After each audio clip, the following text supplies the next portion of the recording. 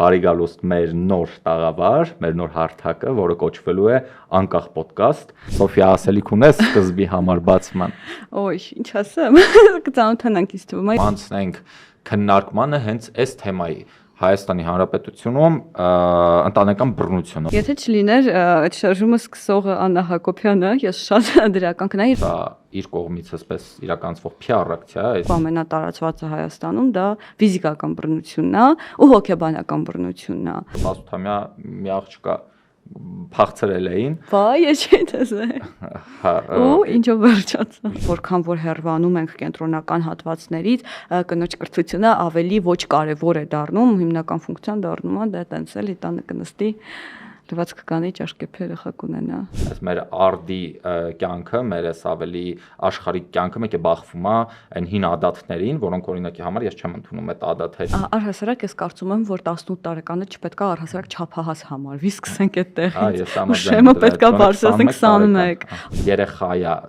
երեխան ծնվել ենք մեծանում այնպեսի միջավայրում, որտեղ ծնողներն իրար չեն սիրում, դժվար է պատկերացնելը, որ այդ երեխան դառնալու է լավ քաղաքացի։ Եթե ժամանակին տեսնում եք դժբախտ ամուսնացած կանանց, ու հիմա ես տեսնում եմ պարզապես բաժանված ինքնաբավ կանանց։ Իմ մոտեցումը այն է, որ այս հարցում ես բացասական եմ վերաբերում Աննա Հակոբյանի գործունեությանը։ Ինչ ունենք, ես անկեղծ չեմ հասկանում, որտեղից է բարքերը, գուցե մեր սերիալներից է։ Նաև սերիալները պետք է վայ որոշ սերիալներ կա, որ պետք է արգելվի։ Ողջույն ընկերներ, բարի գալուստ մեր նոր տաղավար, մեր նոր հարթակը, որը կոչվելու է Անկախ պոդքասթ։ Պոդքասթի բնույթը նրանում է, որ ես մի շաբաթ հյուրերի եմ հրավիրելու քաղաքական թեմաներով, մյուս շաբաթ ես ու Սոֆին արդեն իմ նշանածը հրավիրելու ենք այլ հյուրերի, այսինքն հանրային գործիչների, բլոգերների եւ այն մարդկանց, ովքեր կարող են մեզ եւ հանրությանը հետաքրքիր լինել առանց քաղաքական թեմաների։ Ու այսօր մեր զրոյական հաղորդումն է, զրոյական հաղորդման շրջանակներում ես ու Սոֆին որոշեցինք սկսել քննարկելուց որոշակի թեմաներ։ Արդեն պոդքասթից առաջ ոնց որ քննարկումը գնաց Աննա Հակոբյանի նոր այսպես շարժման մասին, որով ինքը հայտարարում է, որ դեմ է ընտանեկան բռնությանը Հայաստանում ու այսպիսի լոզունգով, որ այլևս չենք հանդուրժելու։ Իդեպ նշեմ, որ Սոֆին իմ նշանածն է, նա բժշկուհի է։ Սոֆիա, ասելիք ունես սկզբի համար բացման։ Ոյ, ինչ ասեմ, կծանոթանանք ինձ թվում է, երևի նշեմ նաև, որ կրթական բլոգ ունեմ ու կրթական գործունեությամբ եմ զբաղված, բացի հենց բժշկությունից, այնպես որ մենք նաև շատ հետաքրքիր գիտական ոլորտից հյուրեր ենք ունենալու, որոնց հետ բավականին լավ ծավալուն թեմաներ կքննարկենք։ Հա, իմ համար էլ շատ հետաքրքիր նաև այդ ակադեմիական շրջանակներից թեկուզ հետաքրքիր մարդկանց հրավիրել, քննարկել պատմությունը, քննարկել տարբեր պետություններ եւ այլն, այսինքն եթե դա անելու ենք մշակութային առումով, կարող ենք հենց ես ու դու հրավիրել, իսկ դա առանց քաղաքական կոմպոնենտից ու մշակութային առումով քննարկելը, բայց երևի առաջարկեմ անցնենք քննարկմանը հենց այս թեմայի Հայաստանի Հանրապետությունում ընտանեկան բռնությունը, օրինակի համար դու որպես կին ինչ ես կարծում Հայաստանում իրապես կա այդ խնդիրը այդքան մեծ թե սա ուղղակի այսպես փչած PR ինչ որ գործիքակազմով քաղ տեխնոլոգիա այսպես ասենք։ Իրականում պետք է հասկանանք թե մենք ինչ տիպի բռնության մասին ենք խոսում, որովհետև մի քանի տիպի բռնություններ ունենք ու ամենատարածվածը Հայաստանում դա ֆիզիկական բռնությունն է ու հոգեբանական բռնությունն է։ Ու այստեղ դժվար է ասել թե որ բռնության տեսակն է ավելի տարածված Հայաստանում, որովհետև ինչքան մենք ցավոք սրտի Երևանից հեռվանում ենք, այդքան այդ խնդիրները առաջ են գալիս ու դա ուղիղ համեմատական է լինում կանանց կրթվածության հետ, այսինքն կանայք որքան կրթված են լինում, այդքան ավելի անկախ են լինում։ Ու ցավոք սրտի մենք դեռևս այդ խնդիրը ունենք, հա, որ որքան որ հեռվանում ենք կենտրոնական հատվածներից, կնոջ կրթությունը ավելի ոչ կարևոր է դառնում, հիմնական ֆունկցիան դառնում է դա տենց էլի տանը կնստի լվացք կանի ճաշկեփ երեխա կունենա այդ։ Իսկ ինչ ես կարծում հանրության տեսանկյունից օրինակ հանրությունը հաշտ է բռնության հետ, բռնության երևույթի։ Նայած որ սերունդը, որովհետև շատ դեպքերում, օրինակ մեծերը հաշտ են անքանով, որ իրանք ենթարկվել են բռնության, երիտասարդներն էլ էլի կարող ենթարկվեն բռնության ու եթե դրամ կինն է մեղավորի։ Պետք է ամեն ինչ անել, պետք է ամեն ձև խաղակշիռ տղամարդուն, որ տղամարդի իր վրա չբարձրացներ։ Այդքանով իրանք նույնիսկ տղամարդկանց չեն քննադատում, իրանք կանանց են քննադատում։ բռնության ենթարկված կանանց նկատի ունես։ Իսկ ինչ ես կարծում, ես հիմա իմ կարծիքով էլ կկիսվեմ կոնկրետ Աննա Հակոբյանի մասով, որ ինքն է սկսել է արշավը, բայց ես քեզ ինքը դրական արդյունքներ տալու է, թե հնարավոր է բացասականի բերի։ Դու ինչ ես կարծում զուտ այդ բանի սոցիալական այդ ընկալման առումով, հանրության առումով կանանց համար։ Եթե չլիներ այդ շարժումը սկսողը Աննա Հակոբյանը, ես շատ դրական կնայի, իրականում նույնիսկ հիմա չնայած իր կերպարին ու չնայած թե ինչ վիճակում ենք մենք գտնվում Հայաստանում, ես կարծում եմ, որ կարիքը կար Հայաստանում դրա ու ես կարծում եմ, որ դրական ազդեցություն նույնպես դա ունենալու է, գիտեմ, որ հիմա ինձ կարած թե բավականին քննադատես այդ մտքերի համար, բայց որպես զուտ ոնց որ կանանց համայնքի ներկայացուցիչ կարծում եմ իսկապես կարիքը կար։ Այսինքն զուտ նրա համար, որ վարչապետի տիկինը եկեք ասենք դրանով է զբաղվում, այդ հարցով զբաղվում է, դա դրական արդյունք հնարավոր է տա։ Բնականաբար առհասարակ ես կարծում եմ, որ Հայաստանում վարչապետի առաջի տիկինը լիներ Աննա Հակոբյանը, թե լիներ մեկ այլ մարդ, մեկ այլ վարչապետի մեկ այլ տիկին, պետք է այս հարցով զբաղվեր ու զարմանալի է, որ նոր է էլի դա սկսվել առհասարակ։ Օրինակ ես կարծիքն ունեմ, որ սա իր կողմից այսպես իրականացվող PR ակցիա է, այսինքն ձեռք բերելու, այսպես ռեբրենդինգ անելու, նոր իմիջ ձեռք բերելու, որպես կանանց իրավունքների պաշտպան, որտեղ այս պահի դրությամբ կան բազմաթիվ հանրային գործիչներ, բլոգերներ, ովքեր այնց շատ ուշադիր հենց այդ ֆոկուսում են պահում խնդիրը ու հենց այդ հարցերով են զբաղվում կանանց իրավունքների պաշտպանությունը։ Բայց արդյոք դա նշանակում է, որ առաջի տիկինը չպետք է դրանով զբաղվեր։ Այսինքն այդ տեսանկյունից եթե նայենք, յուրաքանչյուր դրական բան, որը արվում է, կարող անցալվի որպես PR։ Հա, ուղղակի ես այն բանն ունեմ, մտավախություն ունեմ, որ հենց իր կերպարը կարող է բացասական ազդեցություն թողի հենց այդ պայքարի վրա։ Այսինքն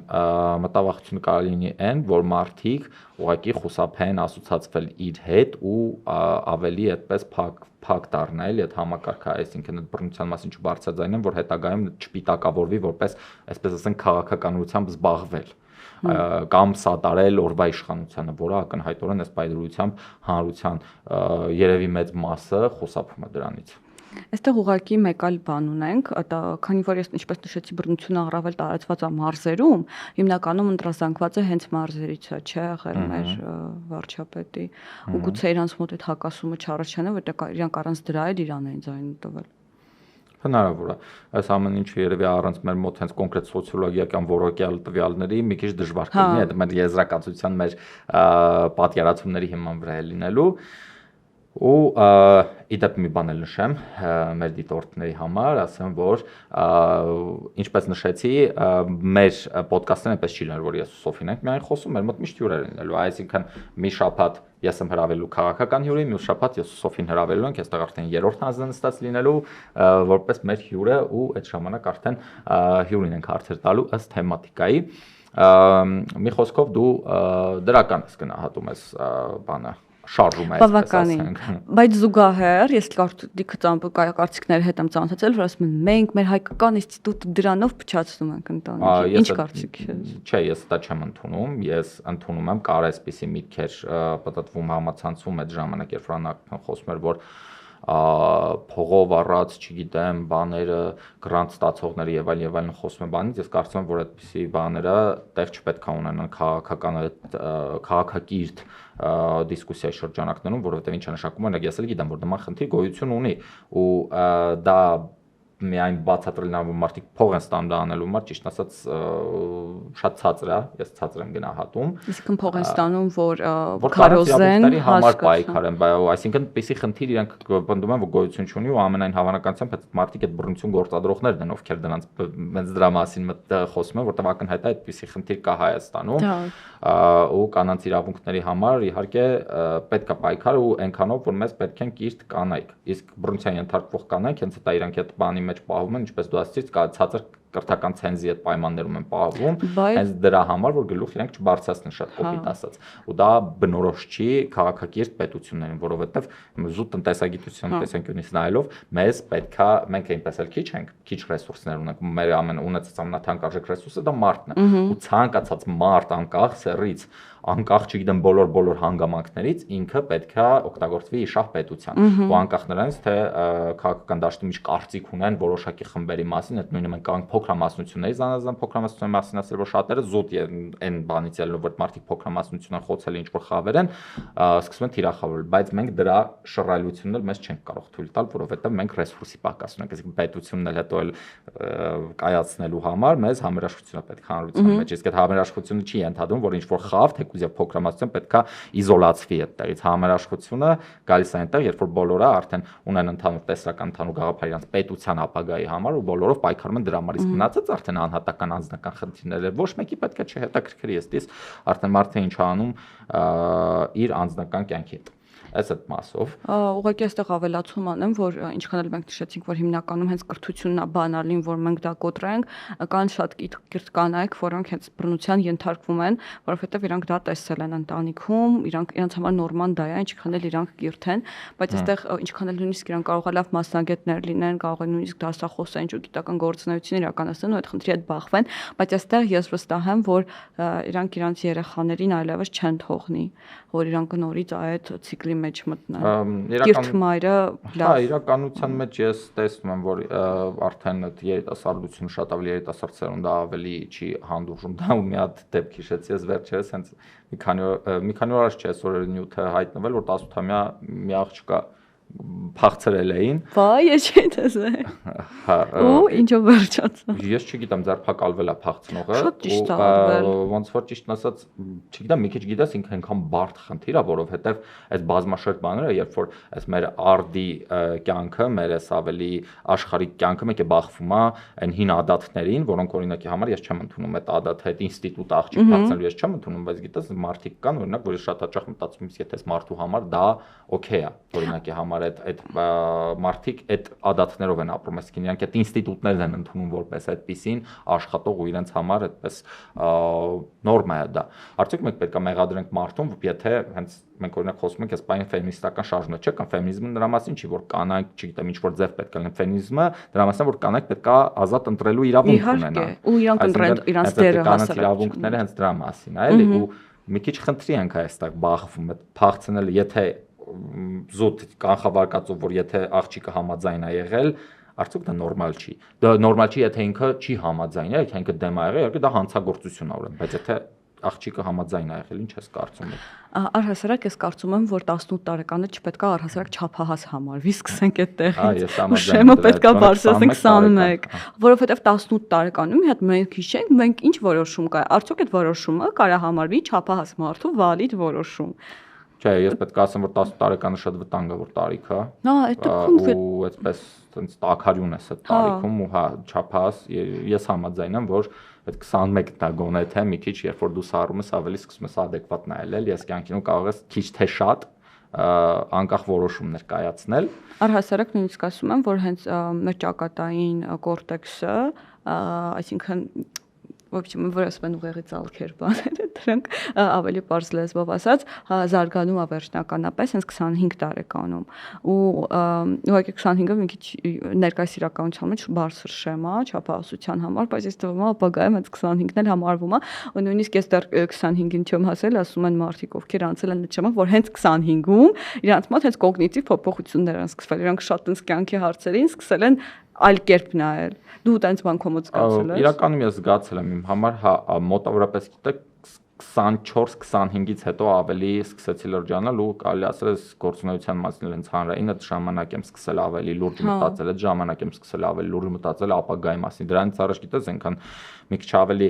հայացքներս լա ուժ դու մտածում ես ամբողջ կյանքը դիմաց տա, որ ամեն ինչ լավ է լինելու անպայման եւ այլն, իսկ հետո մի քիչ արդեն սկսում ես բախվել դաժան իրականությանը ու սկսում ես զգալ, որ պետքա շարժվես տեղից, որովհետեւ եթե տեղից չշարժվես, ոչ մի բան լավ չի լինելու, մենակ վատանալու։ Ու այդ տարիքից է մոտավորապես գալիս այդ պատկերացումները, այդ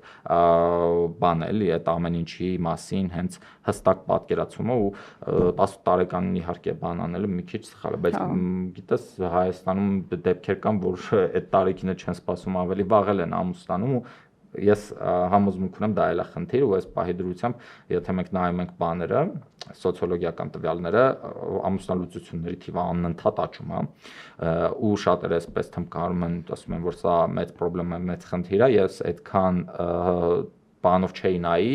ոնց ասենք այդ ալարմիստական բաներով չեմ տրվում, որովհետև գիտես դա օրինաչափ է, եթե մարդկանց այդ հին ադաթավոր ձևերով օրինակ ամուսնացնում են, իրանք չեն այդ որոշմանները այդ գիտակից գալիս, բնական է, որ հետագայում ոնց որ հիմա էլ մենք աշխարհիկ կյանքում ենք ապրում, մենք տեսնում ենք էլի ինչ ձևի աշխարհը, գլոբալիզացված կոպտացած ու աշխարհում փաստացիորեն հանած երևի մի քանի պետություն չկա այնպիսի տեղ, որտեղ այդ բանը չլինի էլի, այդ ազատ գոնե թե այդ կամքը ընտրելու իրենց կողակցին, ու այդ ամեն ինչը տեսնելով էլ հետագայում հասկանալ, որ դժբախտ են իրանք իրար կողքին, իրանք ամուսնալուծվում են։ Ու այդ մի քանի խնդիր է գալի, օրինակ մենք հանդարտ խոսում ենք բարոյական չափանիշների մասին, հանրության մեջ առողջ հանրային հարաբերությունների մասին, ու այդ նախ եւ առաջ ընտանիքից է գալիս, եթե մարդը օրինակ ծնողները միմյանց չեն սիրում, իրանք ամուսնացրել են ու երեխան ծնվել ենք մեծանում այնպեսի միջավայրում, որտեղ ծնողներն իրար չեն սիրում, դժվար է պատկերացնելը, որ այդ երեխան դառնալու է լավ քաղաքացի։ Հասկանում ես, այդ տեղից է գալիս, այսինքն հանրային դժվար է պատկերացնել, որ ինքը այդ հանրային համերաշխության շրջանակներում կլինի մեր համար օգտակար կամ որ հետագայում ինքը բարձր մարդկային կապիտալ կունենա, այսինքն այսպեսի ընտանիքից սկսած այսպեսի խնդիրների ենք էլի մենք բախվում, դրա համար այդ ամուսնալուծություններին ես ճիշտ ասած նայում եմ որպես ինչ որ կարգի կարգավորում այդ ամեն ինչի, որովհետև ի սկզբանե ոնց որ սխալ է եկել է սկզբից, որովհետև մարդիկ ոչ թե ինքնական որոշել են, իրենք փոխարեն որոշում են կայացրել, այսպես ասած աղջկան տվել են մեկի ընտանիք։ Եթե ժամանակին տեսնում եք դժբախտ ամուսնացած կանանց, ու հիմա ես տեսնում եմ բարձրապես բաժանված ինքնաբավ կանանց, իմ համար երկրորդ տարբերակը իրականում վատ է ասել այսպես, բայց ոնց որ ավելի հաճելի լինի, որովհետև դու հասկանում ես, որ առնվազն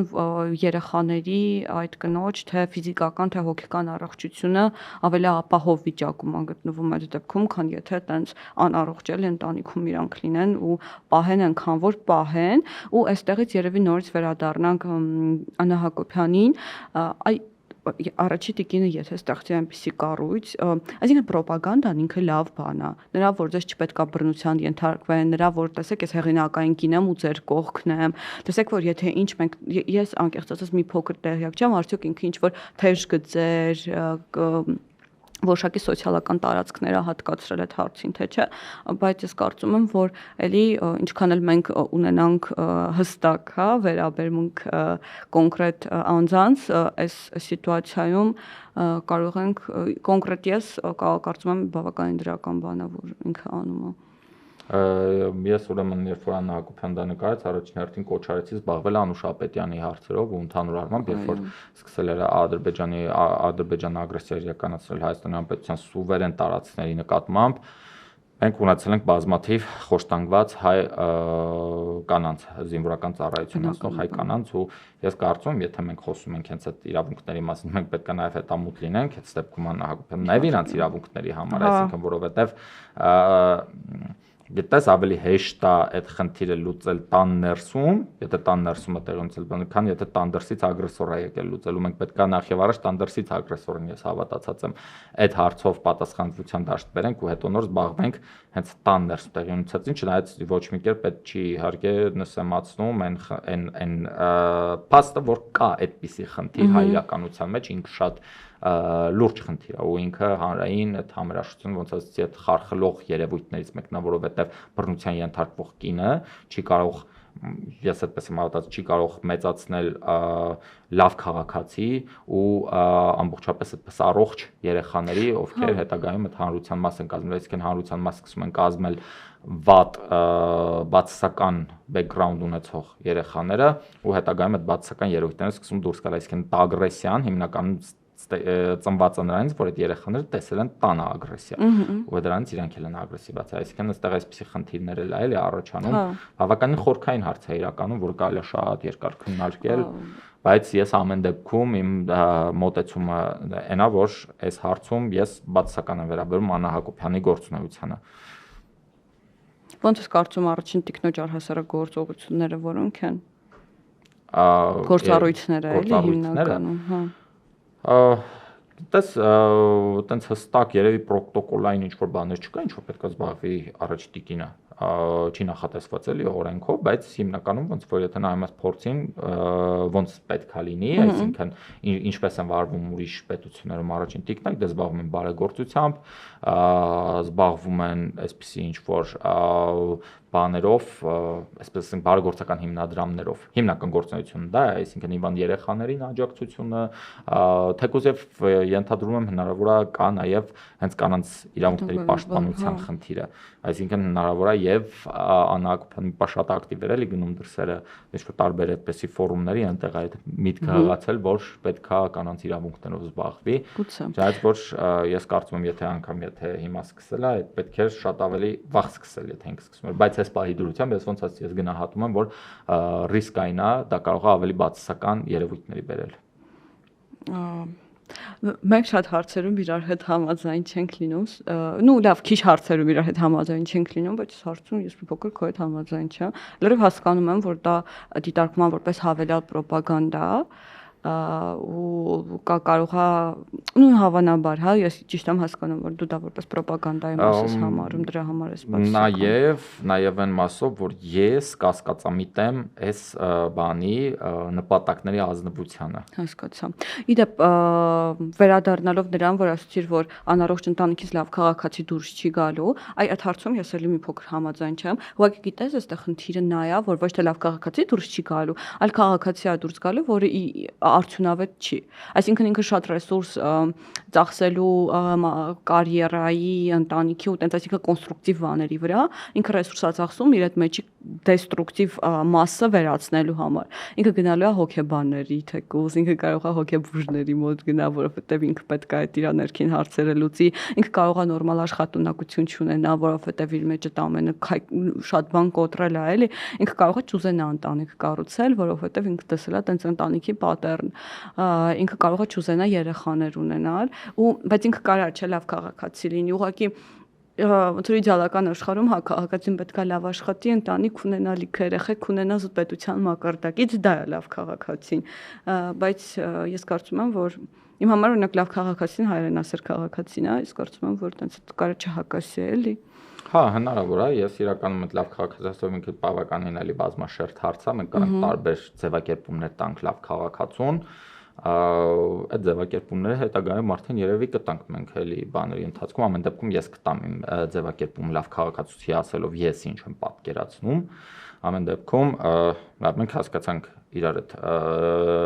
դիրքորոշումները այս հարցով կոնկրետ մենք փաստագրեցինք, որ կա նման խնդիր, որովհետև նամանավանդ քաղաքական դաշտում գիտես, այսպեսի մի հատ զրույց էր գնում, որ ինձ ընդհանրապես դուր չէր գալիս, որ հելի սկսեցին թիրախավորել հայ տղամարդկանց սենց են անում, իրականության մեջ ես հստակ ինչ են անում կներես, ես տղամարդկանց են թիրախավորում, էլի, ոնց որ փորձում են տղամարդու անունը գցեն հայ։ Ոնց որ մի քիչ էլի հայ տղամարդու բանն էլ մենք պետքա պատկերացնենք էլի երևի ձևակերպում ինչ որ պետքա ինչ հասել հայ տղամարդ, որտեվ ես ինքս էլ հայ տղամարդ եմ ու համարում եմ ինձ իսկական հայ գոնե այդ կերպարին ձգտող տղամարդ եմ ինձ համարում, իսկ այսօրվա մեջ մենք հանրության մեջ ցավալիորեն ոնց որ կտրված լինենք այդ արմատներից, մենք մեր մոտ հենց այդ ինքնության ճգնաժամ կա շատ խոր ու այդ ինքնության ճգնաժամի մեջ էլ ոնց որ պատկերացրու, օրինակ ես իմ ինքնություն ճանաչում եմ, ես գիտեմ ինչ եմ ուզում, ինչ եմ ձգտում եւ այլն, ինչ ով եմ ես, շատ կոպիտ ասած գոնե այդ փնտրտուքի մեջ եմ։ Իսկ հանրության մեջ օրինակ կան այնպիսի մարդիկ, ովքեր առաջացից կարելի է մտածել, որ հայ ինքնություն են կրում, բայց իրանք լրիվ ուրիշ գաղափարների են ոնց որ հավատում։ Օրինակի համար կան այնպիսի գաղափարներ, որ կիսափողոցային գաղափարներ ինչ որ եւ այլն, ինչը հենց ըստիս հայ ինքնության հետ ոնց որ չի կարող խատվել։ Չի կարող խատվել։ Ու հիմնականում այս բռնությունը նաև այդ բաներին այլ այդ խավ չասենք չսեգրեգացնենք էլի հանրությանը ավելի շատ ասենք մի քիչ ավելի ցածր կրթական ցենզ ունեցող մարդկանց։ Օրինակ մենք այ հենց դրա մասին է խոսքը, առաջին դեսպանը կին եղել է հայ, այսինքն հենց երբ որ մենք խոսում ենք հայ ինքնության մասին, այդ այնա որ կանայք եղել են կրթված, կանայք եղել են ուժեղ, տղամարդիկ եղել են ինքնաբավ, տղամարդիկ այդ իրանք փողոցային բարքերը չի եղել, հա, ու յուրաքանչյուր մարդ իր դերը կատարել է հասարակության ու ընտանիքում։ Իսկ հիմա այն ինչ ունենք ու ես անկեղծ չեմ հասկանում որտեղից է բարքերը, գուցե մեր սերիալներից է։ Նաև Սերիալները պետք է վայ որոշ սերիալներ կա, որ պետք է արգելվի, ես կարծում եմ խայտարակություն։ Միանշանակ ու ընդհանուր առմամբ հանրության տեսանկյունից նայ մեր խնդիրն ինչու որ պետություն չափազանց շատ ռեսուրս է ծախսում իր թունավոր ռոպագանդան տարածելու համար ու ընդհանրապես ուշադրություն չի դարձնում թե ինչա օրինակ հեռուստացույցով ինչ են տեսնում երիտասարդները, ինչ են երիտասարդները տեսնում TikTok-ում ու արդյունքում մենք ստանում ենք օրինակ բանակի ինքնասպանության ամենացավալի դեպքերը ու հետո հելնում են իրանք փնտրում են մեղավորներ թե այս քրեականի ընդհանրաշակույթը որտեղից եկավ նույն այդ կրիմինալը փողոցներում եւ այլն եւ այլն այսինքն այս ամեն ինչ էսպիսի խնդիրներ են կոմպլեքս որը երևի մենք դեռ կունենանք առիթ բացելու տարբեր բանի շրջանակներում ու մեր երևի զորական հաղորդումը փորձենք եզրափակել, արդեն ինձ թվում է մենք բավական բացեցինք թեման, բավական քննարկեցինք։ Ընկերներ, ուրեմն բոլոր ոդկասթների վերջում լինելու են հատվածներ, հատուկ նախատեսված բացառիկ նյութեր մեր պատրոնների համար, ովքեր գրանցված են Patreon հարթակին, ձեզ համար լինելու են այդ հատուկ նյութերը ու շատ են լինելու, այնպես որ գրանցվեք, նաև կաջակցեք մեր այս գործունեությանը։ Սոֆի, դու ինչ էիր ուզում ասել։ Մեր համար ձեր կարծիքը շատ կարևոր է, այնպես որ յուրաքանչյուր կարծիք խրախուսվելու է ու մեկ էլ շատ խրախուսվելու է, որպեսզի դուք առաջարկեք հյուրերին, որին կուզենաք մեր եթերաշրջանի ընթացքում տեսնեք, որոնց կուզենաք։ Այո, կասեք առանձին քաղաքական կերպարների, եթե քաղաքական կուզեք ֆիգուրներին, իսկ եթե կուզեք արդեն հանրային դեմքերի, բլոգերների եւ այլն գրեք, մենք բոլորին մենք չունենք այստեղ ինչ որ ֆիլտրներ, մենք բոլորին կհրավիրենք, անգամ ԿՊԱ-ականների ենք պատրաստ հրավիրել, ես անձամբ պատրաստ եմ հրավիրել, եթե իհարկե իրենք կընդունեն հրավերը։ Դրա համար մեր ոդկասթը կոչվում է անկախ ոդկաստ, այո, որովհետեւ քաղաքական որևէ ուժի մաս չեմ կազմում, որևէ ուժի չեմ սատարում, անկախ հանրային գործիչ եմ, պատրաստ եմ ցանկացած հարցեր ցանկացած մարդու տալ ամենաանհարմար հարցերը։ Այնպես որ դուք գրեք։ Լավ եղեք ընկերներ։